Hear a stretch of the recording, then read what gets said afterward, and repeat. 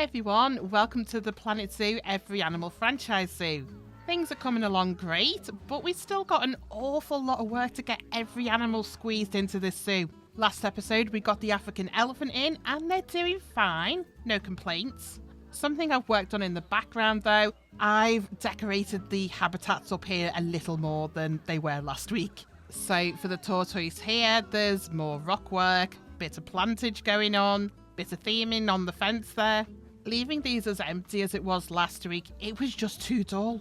So yeah, I have been tweaking in the background, using rock work to change terrain height, as we've done here for the wild dogs. And the elephants themselves, there wasn't a lot I could change.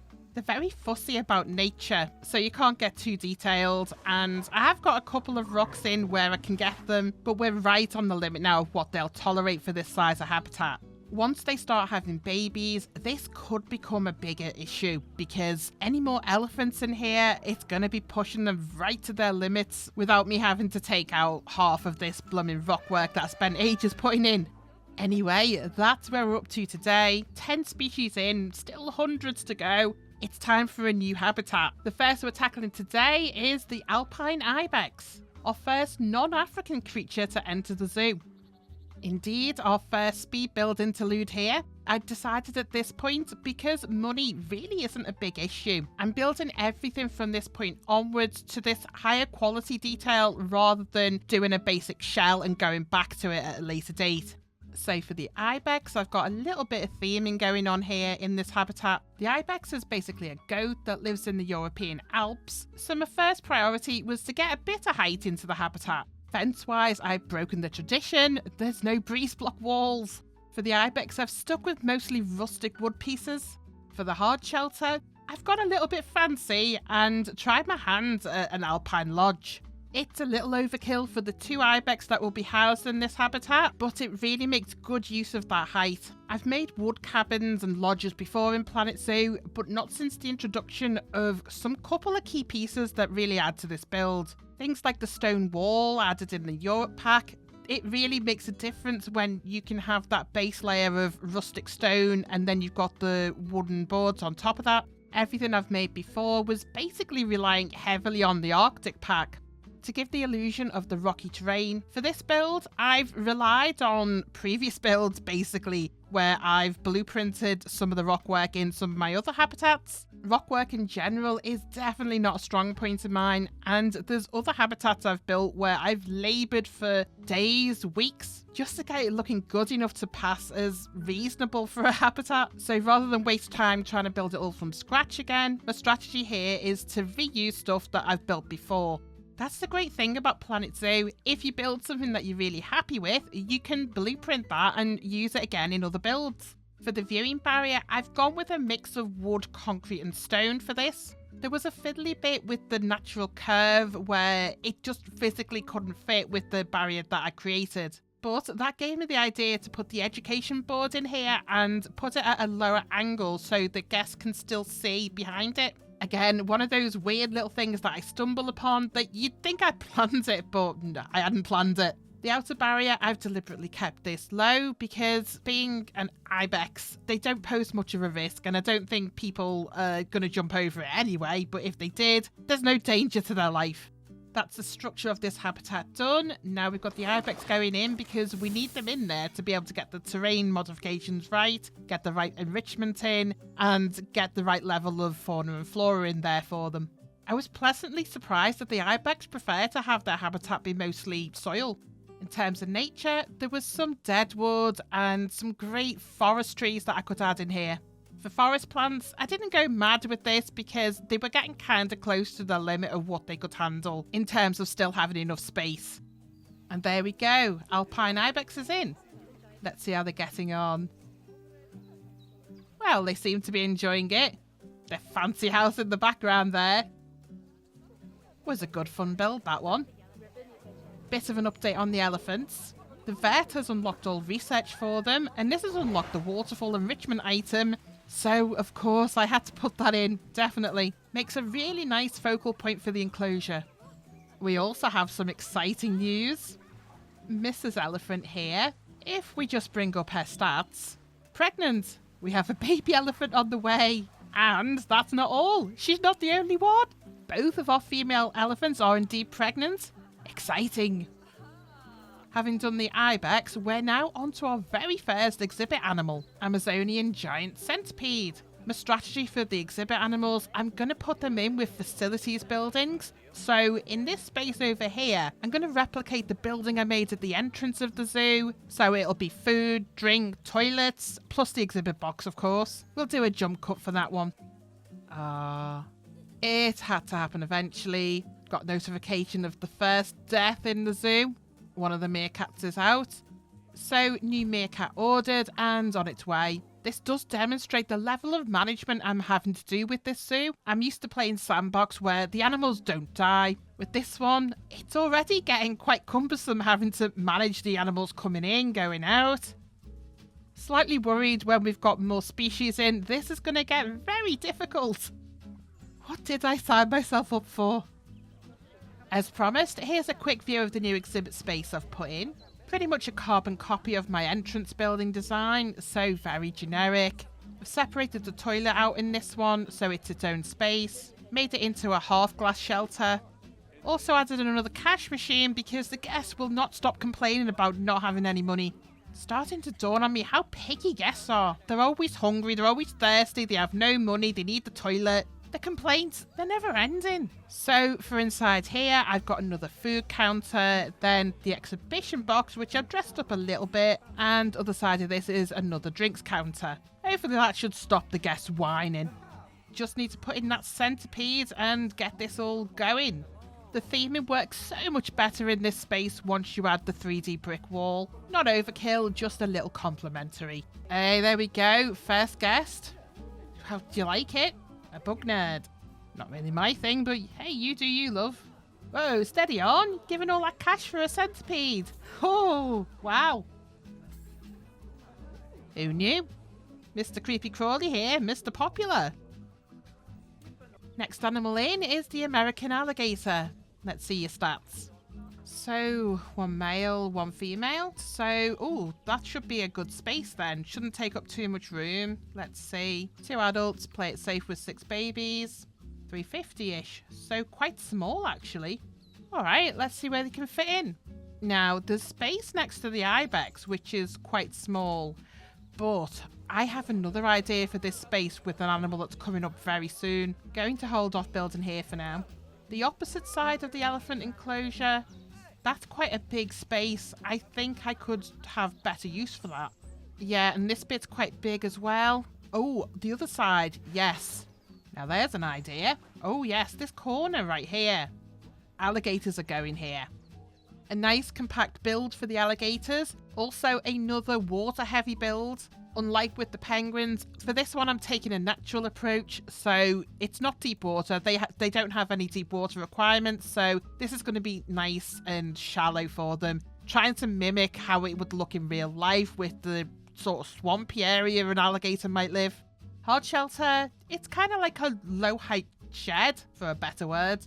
There's a base game wall piece that works well for this. It's not a wall piece, it's called a mural piece or something, and it's under the what's it called, the New World pieces. That's it, New World. It works great as a fence panel or as a shed panel. So the hard shelter here is made almost entirely of this mural piece. The guest barrier for the alligators is plaster wood and glass, and it's a quite low barrier again because the alligators can't jump at all. So it's nice to have something up close and personal with this.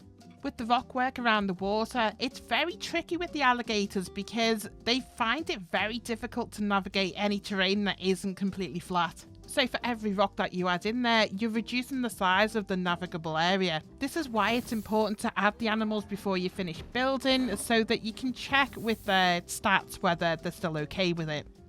With the alligators now in, I could do the terrain paint. I also looked at the watercolour, tried to get it looking more swampy with a bit of a green tinge and drop down the transparency a little bit. The alligators are another species that prefers mud and soil, which worked great in this enclosure. I do struggle a little when they just want long grass and short grass. It just looks too green. Foliage-wise, it was quite difficult to add much to the habitat at all because the alligators, as soon as you start putting in plants and trees, they can't navigate around it, so it's really reducing their habitat area. So the end result, I would love for this to be more cluttered with plants, but the game says no go. This is as swamp-like as it gets without taking up a lot more room. And even then, the more room you take up, you start putting plants in, alligators won't navigate around it, so it reduces the navigable area anyway. Very much a catch-22. So that's the alligators done. Next up is a dual habitat. Indeed, the next animal on our list is the American bison, and they gain benefit from being housed with both the prairie dogs and also the pronghorn antelope. So we'll be putting those three together, and we have the perfect area for them here, big enough to house all three of them. This dual habitat is one of our bigger enclosures, not quite as big as the elephants needed, but it's still pretty big. I started developing this one fairly similarly to the African one we did, the dual habitat for the African animals. So at the back, the level's a little higher. As you get nearer to the front, it drops down just slightly, so it gives guests a better view.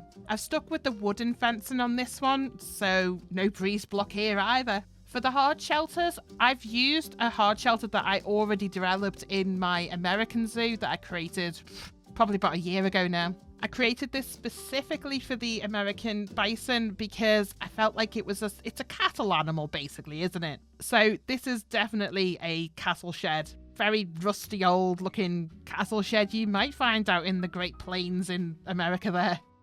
The guest barrier. Originally, I really wanted to make a guest barrier that was a wooden fence, the kind you'd find on a ranch. But the problem here was the pronghorn antelope. The pronghorn's relationship with humans is shy. And as we've found with some of the other shy animals we've already put in the zoo, you put them in without that two-way barrier, they really don't like it. Playing this in franchise mode, it's really important that I look after the animal's welfare as best as I can. So that idea went out the window, and I've instead gone with a two-way barrier, and this is surrounded by natural wood pieces to try and give it a little bit of that rustic country feel. Here they are going in. Now time to figure out the terrain and the plantings. The big issue with the combined habitat for these animals is that I could literally only use the grassland biome stuff. So that did certainly limit options. No trees. These animals are also quite fussy about the plant coverage. They don't like a lot of coverage. Considering it's a grass biome, it's meant to be open plains. I didn't want to add too much rock work, so the end result is a little flat. I can see this being a common theme with most of the dual habitats that I do. The options will reduce down to fit the animal's bespoke requirements, and of course the more animals you have in there, it's going to get worse. So mixed results here really with this one. Something else a little concerning. I noticed the path at the back that's meant to only be for viewing the penguins. Well, people are trying to go up there and look at this new habitat too. And of course, the view is terrible for that habitat here, so all the guests are complaining about it. I think I'm going to have a think about this, come back to it, see if I can get some solutions for this. Next animal is another exhibition one, the American bullfrog. Now, slight issue here, I did have some bullfrogs ready to go, and unfortunately, I accidentally sold them. The centipedes that we put in earlier, they're breeding like crazy, and I keep having to select and sell them. Haven't quite figured out the automatic management thing yet on the exhibition creatures. I'm struggling to find any more right now, so we've got a bit of a delay with the bullfrogs. Anyway, we'll come back to the bullfrogs, but this is the space being earmarked out for them. Like the centipedes, they'll be integrated into another facilities building. So it's straight onto the Amur Leopard. First big cat, first Asian animal, and first climbing animal. So a lot going on with the Amur Leopard. Again, only 2 of them in an enclosure, so not a lot of space needed. And that's why I wanted to reserve that space up by the Ibex habitat. Yeah, this little space up here, I deliberately wanted to save that for the leopard. The shared rockwork that's hanging over from the Ibex habitat, it's going to work so well in this one as well. Creating the habitat, it was a similar approach to what I did for the Ibex. So mountainous, rocky, woodland forest territory.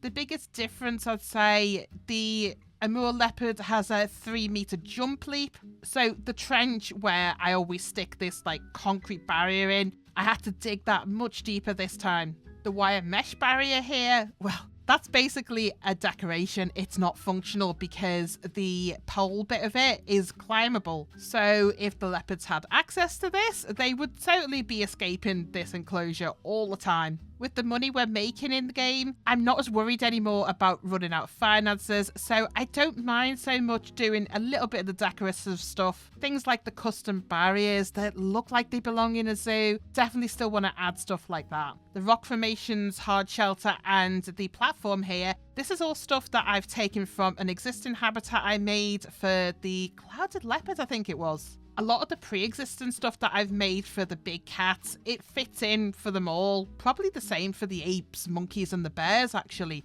So, as I say, occasionally you may see me using stuff that I've already made previously, and there also may be some repetition across this zoo in itself. We've still got a lot of animals to go. If I can help it, I don't want this project taking 12 months to get to the final animals. If we're using the same custom-made shelters, I mean, this is all stuff I've made myself, so it is my work. If I do use the same pieces occasionally, it's efficiency. It's not laziness. Anyway, I'm getting off track. Here we've got the leopards in. Again, another animal that loves the soil, so thumbs up from me. There was also some really nice trees I could put in here. A good mix of dead, branchy trees and those ones that are fully green. This is also, honestly, it's the first time I've found the caribou moss fitting in somewhere. Now I know it works if you've got flat lands and rocky terrain behind it. Sink it into the rock a little bit and it looks good. So here it is, completed Amur Leopard habitat. The leopards are comfortable in here. They're having a great time, bleeping about all over the place. There they go now. What are you up to? Ooh, I think that one's about to climb a tree. Come on then. You gonna go up it? No? I guess not then. Animals, eh? Never perform when you want them to. Oh, let me show you the finished hard shelter as well for this one. I like how it's turned out to be pretty much the perfect size, no wasted space. So that's the Amur Leopard habitat. I hope you like it. Next, I'm going to build up that facilities building where the bullfrogs will go. Jump cut for that as well. Before we check out the bullfrogs, exciting news. Baby elephants. Oh, both of them are here and they're so freaking adorable. Look at that. They just run everywhere and play. It's one of the most playful animals in this game. I am very happy to have the baby elephants, but there is a problem. Space needs. Elephants have dropped into the amber warning. Right now, they're not really complaining about the amber warning for this. It's like the game's telling me it might be an issue, but I'm not getting red notifications or anything saying that the habitat is unsuitable for them. So until I do, it stays as is. Some development with the bullfrogs. The guest needs situation was getting a little out of control, so I've added a heap loads of new buildings, including this gift shop. This is a carbon copy of the one from the entrance. I just completely blueprinted it and put it down here. There's a new building next to the alligators now. I am sick and tired of guests complaining about food and drink. They're like toddlers. They can't go more than one enclosure without having to do one or the other or pee or something. So in this building, we are future-proofing many food and drink stalls. Let's see you complain about being hungry now. To complement the food court, we've got toilets. And people throwing their trash on the floor, apparently. Honestly, why? Anyway, 2 toilets because I've learned that 1 is never enough. Next to this, we finally got the elusive bullfrogs in. Managed to find some on the market. That brings us to the next 2 animals, which is a very different one. We're going to cold territory.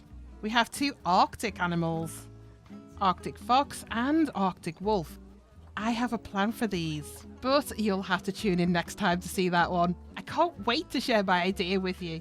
Until then, cheers for watching. See you in the next one.